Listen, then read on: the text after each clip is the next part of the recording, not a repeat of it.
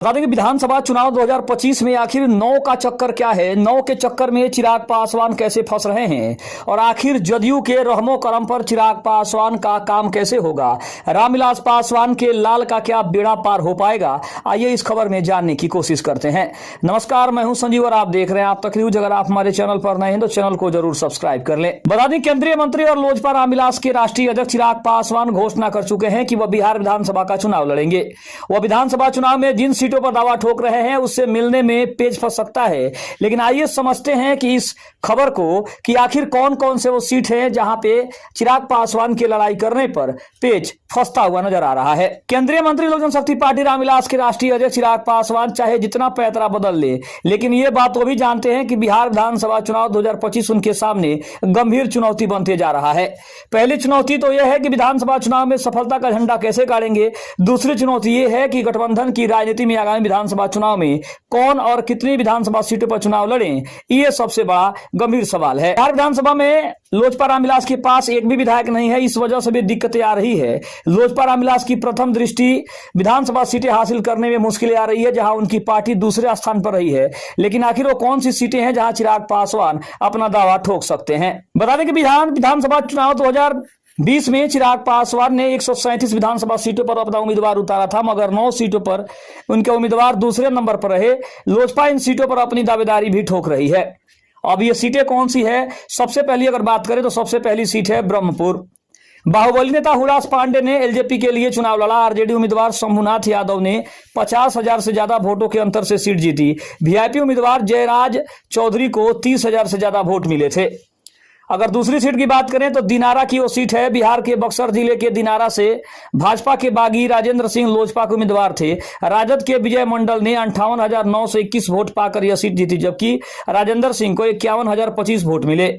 जदयू उम्मीदवार जय कुमार सिंह 27,009 वोट पाकर तीसरे स्थान पर रहे थे। अगर हम बात करें तो हरनौत विधानसभा का सीट भी है जहां चिराग पासवान अपना दावा ठोक सकते हैं। नालंदा जिले के हरनौत से जदयू के बागी ममता देवी एलजेपी उम्मीदवार थी। जदयू उम्मीदवार हरिनारायण सिंह ने इस सीट पर 27,000 से ज्यादा वोटों से जीत दर्ज की। कांग्रेस के उम्मीदवार कुंदन कुमार 21,000 से ज्यादा वोटों के साथ तीसरे नंबर पर रहे थे। चौथे नंबर पर अगर बात करें तो जगदीशपुर का विधानसभा सीट लोजपा ने जदयू के एक अन्य बागी नेता भगवान सिंह कुशवाहा को जगदीशपुर से अपना उम्मीदवार बनाया था। इस सीट से सुषमालता को जदयू के उम्मीदवार बनाए जाने के बाद कुशवाहा ने जदयू पार्टी छोड़ दी थी और कुशवाहा को 44,151 वोट मिले और आरजेडी के राम विष्णु सिंह से हार गए, जिन्हें 65,643 वोट मिले थे। अगर हम बात करें पांचवें विधानसभा की तो वो कदवा जो है, कटिहार जिले के कदवा विधानसभा सीट पर लोजपा ने भाजपा के बागी डॉक्टर चंद्रभूषण ठाकुर को मैदान में उतारा था। कांग्रेस के शकील अहमद खान ने 32,402 वोटों से जीत दर्ज की। जदयू उम्मीदवार सूरज प्रकाश राय 31,581 वोटों के साथ तीसरे स्थान पर रहे थे। अगर हम छठवें विधानसभा सीट की बात करें तो वह है कसबा।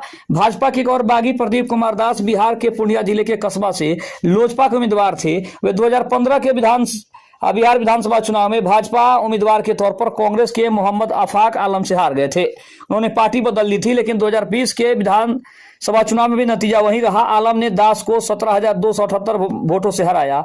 वहीं हिंदुस्तान अवाम मोर्चा के उम्मीदवार राजेंद्र यादव 23,658 मतों के साथ तीसरे स्थान पर रहे थे। अगर हम सातवें विधानसभा सीट की बात करें तो वह है ओबरा, यानी कि बिहार के औरंगाबाद जिले की ओबरा सीट पर लोजपा नेता प्रकाश चंद्रा दूसरा स्थान पर है। इस सीट पर राजद के ऋषि कुमार ने प्रकाश चंद्रा को 22,668 वोटों से हरा दिया था। अगर हम आठवीं सीट की बात करें तो बिहार के सिवान जिले की रघुनाथपुर सीट पर भाजपा के बागी मनोज कुमार सिंह ने लोजपा उम्मीदवार के तौर पर चुनाव लड़ा था। भाजपा के साथ सीट बंटवारे के तहत यह सीट जदयू कोटे में जाने के बाद सिंह लोजपा में शामिल हो गए थे। आरजेडी के हरशंकर यादव ने सिंह को 17,965 वोटों से हराकर यह सीट बरकरार रखी। जदयू उम्मीदवार राजेश्वर चौहान 26,084 वोट पाकर तीसरे स्थान पर रहे थे। और नौवीं और अंतिम सीट है रुपौली, यानी एलजेपी उम्मीदवार शंकर सिंह एक डॉन से नेता बने हैं। वर्ष 2020 में जदयू की राज्य मंत्री बीमा भारती ने लोजपा के उम्मीदवार शंकर सिंह को 19,330 वोटों के अंतर से हराकर यह सीट बरकरार रखी थी।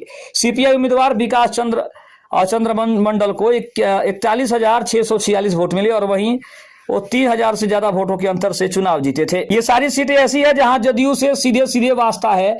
लोजपा में जो उम्मीदवार खड़ा कराकर जदयू के हराया था, दिनारा से जय कुमार सिंह, हरनौत से हरिनारायण सिंह, सुषमलता, सूरज प्रकाश राय, ओबरा से सुनील कुमार, रघुनाथपुर से राजेश्वर चौहान ने केवल लोजपा के उम्मीदवार के खड़े होने के कारण चुनाव हार गए। अब देखना यह है कि क्या लोजपा की इन मांगों को जदयू पूरा करती है या फिर लोजपा अपने लिए कोई अन्य सीट की तलाश करती है। खबर आपको कैसी लगी कमेंट में जरूर बताइएगा। तब तक के लिए धन्यवाद। जय हिंद, जय भारत।